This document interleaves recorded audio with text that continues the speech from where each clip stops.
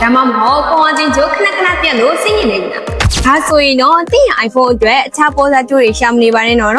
အခုဆိုရင်ပိုးရိုး Galaxy Mobile မှာ Apple ရဲ့ Original 2.3 pin နဲ့ Original cable လေးတွေရောက်ရှိနေပါပြီနော်ဒီကျိုးလေးကတာမန်ကျိုးတွေရဲ့ဘာကွာလဲဆိုရင်တော့ fast charger စနစ်ကိုပြေဝသိမ်းပေးထားဖြစ်လို့တိုက်ထိချကြ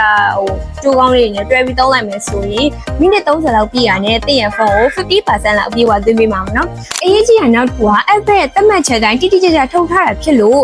အသွေးအနေနဲ့ဖုန်းပူတာမျိုးတွေ battery health ကြရမျိုးတွေမဖြစ်ဘဲနဲ့ဖုန်းရေရှည်လေးကာကွယ်ပေးသွားမှာနော် copy ကျိုးတွေအများကြီးရှိပေမဲ့လည်းပဲတကယ်လို့အဲ့ copy ကျိုးတွေသုံးပြီးတော့ဖုန်းရဲ့ damage ကိုထိသွားမယ်ဆိုရင်တော့ကုန်ကျစရိတ်တွေကပိုပြီးတော့များသွားမှာနော်ဒီရော Apple ရဲ့ original